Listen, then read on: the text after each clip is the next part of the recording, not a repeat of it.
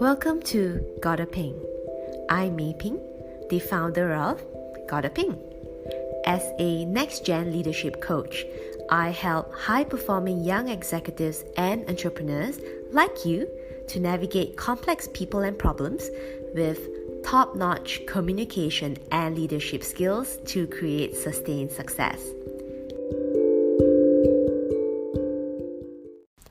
In today's podcast, I talk about how I got into financial crime compliance and doing due diligence reviews on the biggest banks in the world as part of my role at Standard Chartered Bank. So back in 2015, I was headhunted to join Standard Chartered Bank in Singapore in a regional role covering APAC, where it was a new team that was established to essentially manage the challenges that Standard Chartered Bank as a company had faced in the anti-money laundering space in the past couple of years. So how I got the call from the HR team directly was very interesting. In fact, at the time, I was with Visa, and as you know, Visa is not exactly a bank. It is related to financial services, of course, but it is not a bank per se. So in fact, what got me there was a very complete LinkedIn profile where I updated my past experience as a regulatory auditor with Ernst & Young, as well as me being in a global internal audit team visiting all the countries in Southeast Asia especially. So I got the chance to join the team. It was a pioneer team. So what that meant was that basically there was nothing there. But there comes the opportunity to actually build something based on the skills that I had picked up, as well as the experience I had gathered up to that point in time. So this is very exciting. So if you're a person that really loves challenging projects and really love being creative and structured at the same time, I would say that was an opportunity that I could not miss. So I took the leap of faith and returned to the financial services banking industry and really deep dive into the new role. So compliance is actually a very popular area in the recent years, and it's still very popular right now.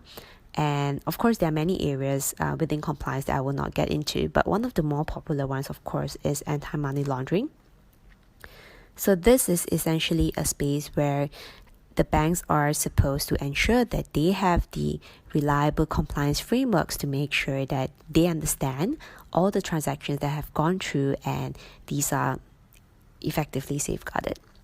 So my role in this regional team was to visit the clients of Standard Chartered Bank located all over Asia Pacific, review that specific framework that they have put in place, and provide comments on whether we as a global bank felt comfortable at the level of controls that they have had in place.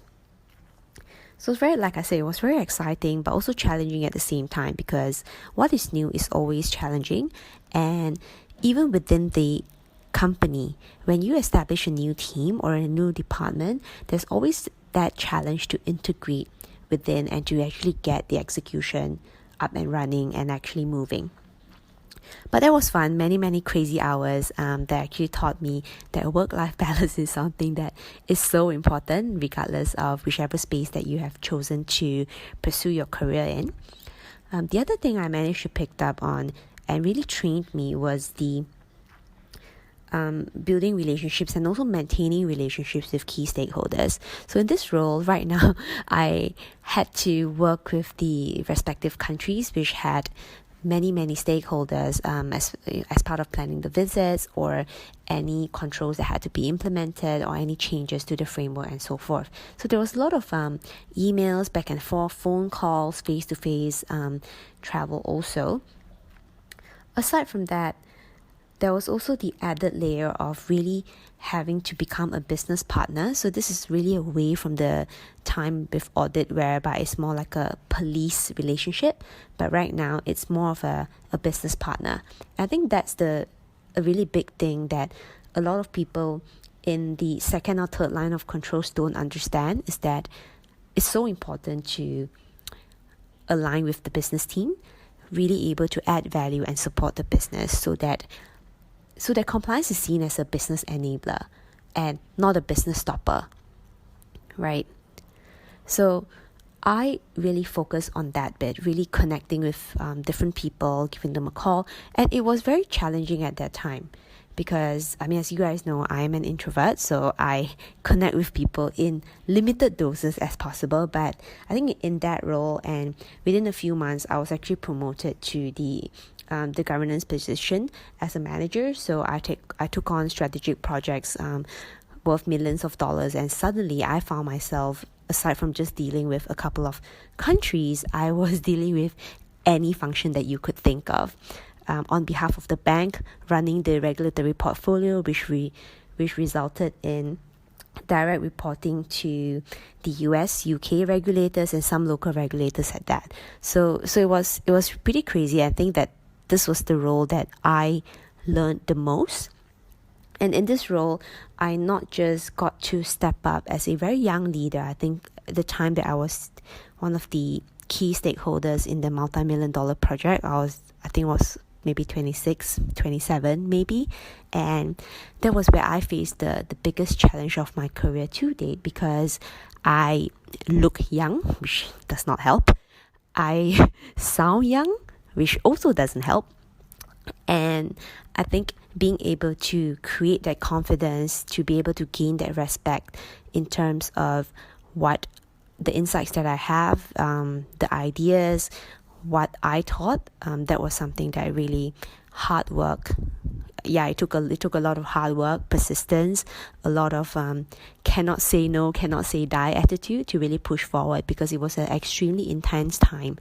And as part of the role, I have also ran specialist and expert trainings in many business hubs. So I've been to New York, London, Dubai. I ran the training in Hong Kong, and then Singapore twice to audiences of like hundreds of people, including a lot of managing directors.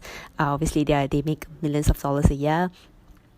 So it was really a lot of like stepping out of my comfort zone. Never had I thought in my life that I would be able to present in front of like 300 people, but that definitely happened. Push comes to shove, I decided that, you know what, I am just going to do it. That's something that I still remember, and I hold that memory quite fondly also. Aside from that, I think one of the other memories I had of this role was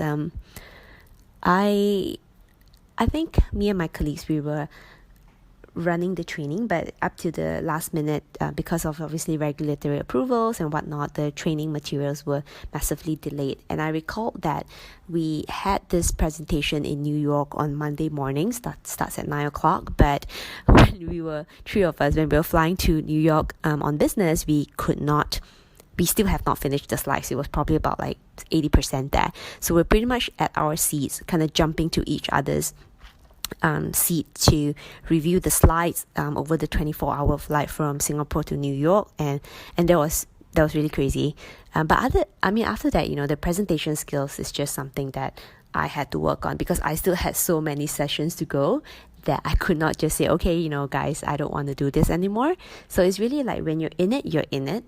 And yeah, it's for you to really grab the opportunity, because I could have just said, okay, you know what, I don't want to take on this project. I'm scared.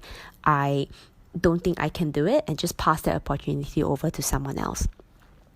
So that's the case with a lot of young leaders, right? And then the young high-performing leaders I work with, a lot of them have this very similar trait of like wanting that challenge and just going for it. But the thing is that when they are at that position, you need confidence. Yeah, the rah-rah motivation is great, but you also need real competence. So I have learned that the hard way, and I can't even recall how many crazy hours that I've put in, but thank God I managed to figure it out. So nowadays, I really help my ambitious young leaders to really take control of their career and also to grab the opportunities as they come along, because sometimes the opportunities don't come when you think that you're ready for them. Sometimes it comes and it's really up for you to see it and grasp it and really learn along the way. But of course, effort is like 100%. You have to put in effort. So this is what I help them with right now, because I'm a true believer that we have to keep learning, and as you get better, that's when opportunities will find you a lot easier. So work on your growth mindset, work on mastering all these skills you have, but most of all, master being courageous, being able to step up, and not just being able to, I guess, like actually wanting to step up. That's the most important thing, because a lot of the young clients that I work with, it's not about whether they need to, because it sounds forced and they're not going to sustain, but when they come to me, it's they want to. So my question to you is, do you really want to level up? Or, it sounds fun, but you're actually scared. So if you really want to, then of course there's a lot of things that you can work on. There's a lot of things that you can improve to get yourself well positioned, right? And that is really the most important mindset and clarity that you should have before you go and take on any role at all, whether it's a senior role, it's a peer role, it's a junior role, whatever role that is. And so that's my experience, my most challenging career choice, I think. And as I look back, and I hope that you have gained some good insights. And see you soon tomorrow in my last episode of this corporate career lesson series. See ya. Bye. Thank you for joining me today. If we have not yet connected, I look forward to connecting with you. You can find me on my website, www.gottaping.com, on LinkedIn, as well as Facebook. The links to my profiles are in this episode's description box. I can't wait for you to join me in the next episode of my Gotta Ping podcast. Till next time, bye!